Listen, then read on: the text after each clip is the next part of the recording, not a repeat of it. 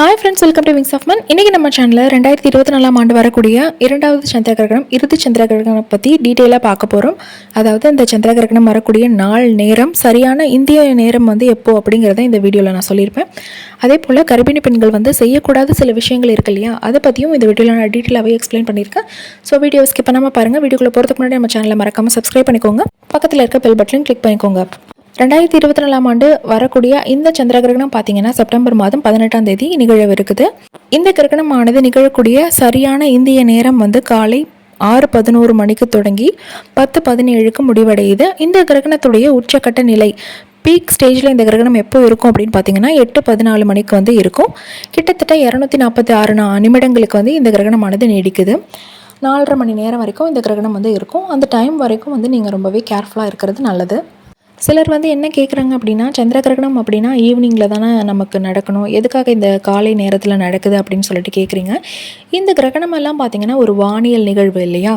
இந்த கிரகணம் வந்து நடக்கக்கூடிய நேரத்தில் நம்மளுடைய கடிகாரத்தில் நேரம் வந்து எப்படி வேணால் இருக்கலாம். அதாவது பூமியில் வந்து ஒரு பகுதி இரவாகவும் ஒரு பகுதி பகலாகவும் இருக்கும் இல்லையா.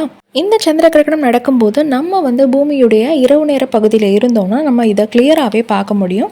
மற்ற பகுதியில் இருக்கிறவங்க வந்து ஆன்லைனில் வந்து timeanddate.com அதை போல் சில ஸ்பெசிஃபிக்கான சோஷியல் மீடியா வெப்சைட்டில் வந்து பார்க்க முடியும். இப்போ உங்களுக்கு புரிஞ்சிருக்கும், சந்திர கிரகணம் வந்து பகலில் தான் நடக்கும், இரவில் தான் நடக்கும் அப்படின்னு கிடையாது. இதெல்லாம் வந்து வானியல் நிகழ்வு. பூமியுடைய எந்த பகுதியில் வேணாலும் இந்த சந்திர கிரகணம், சூரிய கிரகணம் நிகழலாம். பூமியுடைய பகல் நேரத்தில் நாம் இருந்தோம் அப்படின்னா சூரிய கிரகணத்தை நம்மளால் தெளிவாக பார்க்க முடியும். அதாவது சந்திர கிரகணம் அப்போது வந்து நம்ம இரவு நேர பகுதியில் இருந்தோம் அப்படின்னா அதை வந்து நம்மளால் தெளிவாக பார்க்க முடியும். இவ்வளோ தான் விஷயம் சிஸ்டர்ஸ்.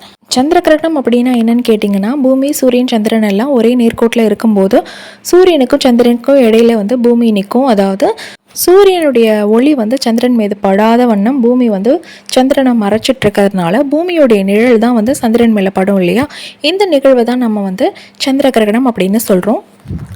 சூரிய கிரகணம், சந்திர கிரகணம் நடக்கும்போதெல்லாம் பார்த்திங்கன்னா நம்மளுடைய பூமியுடைய ஈர்ப்பு சக்தியில் வந்து நல்ல டிஃப்ரென்ஸ் இருக்கும். அதே போல் ரேடியேஷன் வந்து அதிகமாக இருக்கும். சூரிய கதிர்வீச்சுகள் எல்லாம் இருக்கும் இல்லையா, இதெல்லாம் வந்து ரொம்பவே அதிகமாக இருக்கும். இதனால தான் வந்து கர்ப்பிணி பெண்கள் சில விஷயங்களை செய்யக்கூடாது அப்படின்னு சொல்லிட்டு நமக்கு வலியுறுத்திருப்பாங்க பெரியவங்கள்லாம். இன்னொரு விஷயத்தை நீங்கள் மறக்காமல் தெரிஞ்சுக்கணும். கிரகணம் ஏற்பட்டதுனால தான் வந்து குழந்தை வந்து ஊனமாக பிறக்கிறாங்க, அல்லது கை காலில் ஏதாவது பிரச்சனையோடு பிறக்கிறாங்க, பிறவி குறைபாடு இருக்குது, வாய் வந்து பிளந்த நிலையில் பிறக்கிறாங்க அப்படின்னு சொல்லி எந்த ஒரு சயின்டிஃபிக்கான ரிசர்ச்சும் பண்ணி ப்ரூஃப் வந்து வெளியிடப்படலை. அதனால் நீங்கள் பயப்பட வேண்டிய அவசியம் கிடையாது. பட் இருந்தாலும் நம்மளுடைய முன்னோர்கள் வந்து காலகாலமாக சில விஷயங்களை நம்ம செய்யக்கூடாது, கிரகணம் தப்போ அப்படின்னு சொல்லிட்டு சொல்லி கொடுத்துருக்காங்க இல்லையா. நம்மளுடைய முன்னோர்கள் சொன்னால் அதில் கண்டிப்பாக சில நல்ல விஷயங்கள் நமக்கானது இருக்கும் இல்லையா. அதனால் அவங்க சொன்னதை ஃபாலோ பண்ணுறதுல எந்த ஒரு தவறும் இல்லை. இப்போ கர்ப்பிணி பெண்கள் என்ன விஷயங்கள் எல்லாம் பண்ணலாம், பண்ணக்கூடாது அப்படிங்கிறத பார்ப்போம். ஃபர்ஸ்ட் வந்து கர்ப்பிணி பெண்கள் வெளியே சுற்றக்கூடாது. தேவையில்லாமல் வந்து வெளியே அலையிறதை வந்து நீங்கள் அவாய்ட் பண்ணிக்கோங்க. ரேடியேஷன் அதிகமாக இருக்கிறதுனால நம்மளுடைய குழந்தைய வந்து பாதிக்கிறதுக்கு அதிக வாய்ப்பு இருக்குது. பட் உங்களுக்கு அவசியமாக வெளியே போகணும், அந்த டைமில் எனக்கு ஸ்கேன் எடுக்கணும், அல்லது டாக்டரோட அப்பாயின்மெண்ட் இருக்குது, எனக்கு அந்த டைமில் டியூ டேட் கொடுத்துருக்காங்க, பெயின் வந்துடுச்சு, இந்த மாதிரியான விஷயங்களுக்கெல்லாம் நீங்கள் தாராளமாக வெளியே போகலாம். பட் நீங்கள் வந்து நல்லா உங்களை கவர் பண்ணிக்கணும். உங்களுடைய வயிற்று பகுதி, முகம், கை கால் எல்லாம் தெரியாத அளவுக்கு நல்லா க்ளோஸ் பண்ணிவிட்டு பைக் அதெல்லாம் ட்ராவல் பண்ணாமல் ஆட்டோ பிடிச்சு போகிறது பெஸ்ட்டு. வீட்டுக்கு வெளியில் சில பேருக்கு வந்து பாத்ரூம், டாய்லெட்லாம் கட்டி வச்சுருப்பாங்க. அந்த மாதிரி சமயங்களையும் நீங்கள் யூரின் மோஷன்லாம் ஹோல்டு பண்ணக்கூடாது. தாராளமாக உங்களை கவர் பண்ணிவிட்டு நீங்கள் போயிட்டு யூஸ் பண்ணிட்டு வரலாம். கூர்மையான பொருட்களை யூஸ் பண்ணுறதை அவாய்ட் பண்ணிக்கோங்க. கத்தி, கத்திரிக்கோள், அருவாள் இந்த மாதிரியான பொருட்கள் எல்லாம் அந்த டைமில் நீங்கள் யூஸ் பண்ணக்கூடாது. புவியீர்ப்பு சக்தியில் நிறைய டிஃப்ரென்ஸ் இருக்குன்னு சொன்னோம் இல்லையா, அதனால் கண்டிப்பாக வந்து உங்கள் கைகளை கட் பண்ணிக்கிறதுக்கு நிறைய வாய்ப்பு இருக்குது. ஸோ அந்த டைமில் மட்டும் நீங்கள் இந்த காய்கறி கட் பண்ணுறது இந்த மாதிரியான விஷயங்களெல்லாம் பண்ணாதீங்க. நகம் வெட்டுறது கூட பண்ணாதீங்க. மொபைல், லேப்டாப் யூஸ் பண்ணுறதெல்லாம் கொஞ்சம் கம்மி பண்ணிக்கோங்க. தேவையான கால்ஸ் மட்டும் அப்போதைக்கு அட்டன் பண்ணிக்கோங்க. டிவி ஆன் பண்ணுறேன், இண்டக்ஷன் ஸ்டவ் ஆன் பண்ணுறேன், மிக்ஸி யூஸ் பண்ணுறேன்னு சொல்லிட்டு ஈர கைகளால் வந்து சுவிட்ச் ஆன் பண்ணுறது தவிர்க்கணும். இது சாதாரண நேரத்துலையும் இதை வந்து நீங்கள் கேர்ஃபுல்லாக பார்த்துக்கணும். வழுக்கிற தரையில் நடந்து போகிறது, ஹீல்ஸ் போடுறது இதெல்லாம் வந்து நீங்கள் அவாய்ட் பண்ணுறது பெட்டர். இந்த டைமில் மட்டும் இல்லை, நார்மலான டயர்ஸ்லேயும் வந்து இந்த விஷயங்களெல்லாம் நீங்கள் ஃபாலோ பண்ணிக்கணும். ஏன்னா ப்ரெக்னென்சியில் வந்து உங்கள் வயிற்றில் இன்னொரு உயிர் வளர்ந்துட்டுருக்கு இல்லையா, அதை வந்து நீங்கள் டேக் கேர் பண்ணிக்கணும். அலட்சியமாக இருக்கக்கூடாது.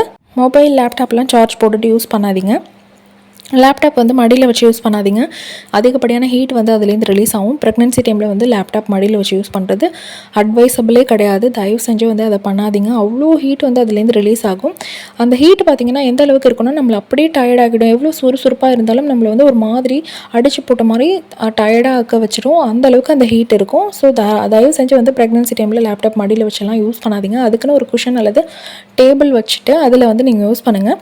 மற்றபடி நீங்கள் வந்து சாப்பிடலாமா, தண்ணி குடிக்கலாமா, தூங்கலாமான்னு கேட்டிங்கன்னா தாராளமாக தண்ணி குடிக்கலாம், சாப்பிடலாம், தூங்கலாம். ஒரு சிஸ்டர் கூட கேட்டிருந்தாங்க, நான் படுத்து தூங்கலாமா சிஸ்டர் அப்படின்னு சொல்லிட்டு. நீங்கள் தாராளமாக படுத்து தூங்கலாம். தேவையில்லாத மனக்குழப்பம், பயமெல்லாம் அந்த டைமில் இருக்கும் இல்லையா, கிரகண நேரத்தில் நம்ம குழந்தை எப்படி இருப்பாங்களோ என்ன ஏதுன்னு தெரியலையேன்னு சொல்லிட்டு இந்த மாதிரி குழப்பங்கள் எண்ணங்கள்லாம் அவாய்ட் பண்ணுறதுக்கு நீங்கள் தூங்குறது எவ்வளோ ஒரு பெட்டரான ஆப்ஷன். தாராளமாக நீங்கள் தூங்கலாம். தண்ணி குடிக்கலாமா சாப்பிட்லாமான்னு கேட்டிங்க, நிறையா தண்ணி குடிங்க, நல்லா சாப்பிடுங்க. உங்களுக்கு போதுமான அளவுக்கு வந்து நீங்கள் தண்ணி எடுத்துக்கிறது, சாப்பிட்றதெல்லாம் வந்து ப்ரெக்னென்சி டைமில் நீங்கள் செய்ய வேண்டிய முக்கியமான விஷயம்.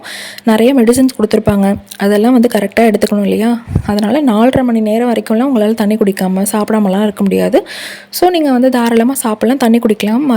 டாக்டர்ஸ் கொடுத்த அந்த டேப்லெட் எல்லாத்தையும் வந்து நீங்கள் கரெக்டாக எடுத்துக்கோங்க. அதே போல் வந்து அவ்வளோ நேரத்துக்கு யூரின்லாம் ஹோல்டு பண்ணிகிட்டு இருக்கக்கூடாது. வெளியே போயிட்டு நான் போக வேண்டியதாக இருக்குது சிஸ்டர், வீட்டில் வந்து டாய்லெட் பாத்ரூமெல்லாம் வெளியே கட்டியிருக்காங்க அப்படின்னு சொல்லிட்டு நீங்கள் ஹோல்டு பண்ணிகிட்டு இருக்கக்கூடாது. அது ரொம்ப ரொம்ப தவறான விஷயம். குழந்தைக்கு வந்து கண்டிப்பாக வந்து பாதிக்கும். யூரின் டாய்லெட்லாம் வந்து அந்த டைமில் நீங்கள் வந்து ஹோல்டு பண்ணக்கூடாது. இந்த மாதிரியான இயற்கை உபாதைகள் வந்து எப்போ வந்தாலும் நீங்கள் வந்து அதை கண்ட்ரோல் பண்ணி வச்சிட்ருக்காமல் போயிட்டு ரிலீஸ் பண்ணிவிட்டு வரணும். நார்மல் டேஸ்லேயும் வந்து நீங்கள் இந்த விஷயத்தை வந்து ஃபாலோ பண்ணிக்கோங்க. நான் ஆல்ரெடி சொன்ன மாதிரி வெளியே போகணும் அப்படின்னா அவங்கள நல்லா கவர் பண்ணிவிட்டு அதுக்கப்புறமா போயிட்டு வெளியே இருக்கிற டாய்லெட் பாத்ரூமெல்லாம் வந்து நீங்கள் யூஸ் பண்ணிவிட்டு வரலாம். கிரகணத்தப்போ நீங்கள் குடிக்கக்கூடிய அந்த தண்ணீர் இருக்கிற பாத்திரங்கள்லாம் இருக்குல்லையே, அதை நல்லா க்ளோஸ் பண்ணி வைங்க. வீட்டில் வந்து ஸ்க்ரீன் இருந்துச்சுன்னா விண்டோவில் போட்டு நல்லா கவர் பண்ணி வைங்க. அது இப்படி இல்லைனா கார்ட்போர்டு அல்லது பேப்பர் எல்லாம் வச்சு விண்டோ வந்து நீங்கள் கவர் பண்ணிக்கோங்க. முடிஞ்ச அளவுக்கு நீங்கள் சன்லைட்டுக்கு எக்ஸ்போஸ் ஆகாமல் வீட்டுக்குள்ளேயே இருக்கிறது வந்து ரொம்பவே நல்ல விஷயம். அந்த டைமில் வந்து உங்கள் மனசு தேவையில்லாத எண்ணங்கள் இருக்கும் இல்லையா, பயம், பதட்டம்லாம், இதெல்லாம் அவாய்ட் பண்ணணும் அப்படின்னா நல்ல ஒரு புத்தகம் படிக்கலாம். உங்களுக்கு பிடிச்சமான ஒரு இறைவனை வந்து நீங்கள் வழிபடலாம். அந்த மாதிரி நீங்கள் பண்ணிங்கன்னா உங்களை சுற்றி இருக்கக்கூடிய அந்த நெகட்டிவ் எனர்ஜி எல்லாம் போய் நல்ல ஒரு பாசிட்டிவான வைப் வந்து உங்களுக்கு கிடைக்கும். அதே போல் வந்து தேவையில்லாத அந்த எண்ணங்கள், குழப்பங்கள் எல்லாம் உங்களை விட்டு நீங்கிடும். மனசு வந்து நல்லாவே அமைதியாக இருக்கும். நீங்கள் குடிக்கக்கூடிய தண்ணீரில் வந்து ஒரு சில துளசி இலைகளை வந்து போட்டு வைக்கலாம். கிரகணம் முடிஞ்சோடனே சிலர் வந்து குளிக்கணும் அப்படின்னு நினைப்பீங்க. அப்படி குளிச்சிங்க அப்படின்னா நீங்கள் குளிக்கக்கூடிய தண்ணீரில் வந்து வேப்பங்குழுந்து, துளசி இலை இந்த மாதிரி போட்டு ஊற வச்சுட்டு அதுக்கப்புறம் நீங்கள் குளிச்சிங்கன்னா பெட்டராக இருக்கும். நார்மலாக நீங்கள் ப்ரெக்னென்சி டைமில் வந்து இந்த மாதிரி குளிக்கிறது வந்து நல்ல விஷயம். அது ஒரு நல்ல கிருமி நாசினியாக உங்களுக்கு வந்து யூஸ்ஃபுல்லாக இருக்கும். கிரகண நேரத்தில் வெளியே அதாவது கடைகளில் சமைக்கப்பட்ட அந்த உணவுகளை வந்து வாங்கி சாப்பிடாதீங்க. எளிமையாக ஜீரணம் அடையக்கூடிய பொருளாக வந்து லைட்டான ஃபுட்டாக வந்து வீட்டிலேயே சமைச்சு சாப்பிடுங்க. அந்த டைமில் கத்திரிக்கோல்லாம் நீங்கள் யூஸ் பண்ண வேணாம் அப்படின்னு சொன்னதுனால யாரையாச்சும் ஹெல்ப்புக்கு, அதாவது வீட்டில் இருக்கிற மற்ற மெம்பர்ஸ் இருப்பாங்க இல்லையா, அவங்கக்கிட்ட வந்து சமைக்க சொல்லி அதை வாங்கி நீங்கள் சாப்பிடுங்க. அவ்வளோதான் சிஸ்டர். நான் ஆல்ரெடி சொன்ன மாதிரி தேவையில்லாமல் வெளியே அலையிறது, மொபைல் அதிகமாக யூஸ் பண்ணுறது, லேப்டாப் அதிகமாக யூஸ் பண்ணுறது, இதெல்லாம் வந்து பண்ணாதீங்க. மற்றபடி நீங்கள் சாப்பிட்லாம், தண்ணி குடிக்கலாம், தூங்கலாம். நான் ஆல்ரெடி சொன்னேன் இல்லையா, அது மாதிரி நீங்கள் இருந்துக்கோங்க. தேவையில்லாமல் வந்து வெளியே சுற்றுறது மட்டும் கண்டிப்பாக நீங்கள் அவாய்ட் பண்ணிக்கோங்க. முக்கியமான விஷயத்துக்கு நீங்கள் வெளியே போகணும் அப்படின்னா நான் ஆல்ரெடி சொன்ன மாதிரி நல்லா கவர் பண்ணிவிட்டு அதுக்கப்புறம் போயிட்டு வாங்க. இதை தவிர உங்களுக்கு வேறு எதுவும் சந்தேகம் இருந்துச்சுன்னா தாராளமாக கமெண்ட் செக்ஷனில் கேளுங்க, நான் ரிப்ளை பண்ணுறேன். தேங்க்யூ ஸோ மச் ஃபார் வாட்சிங்.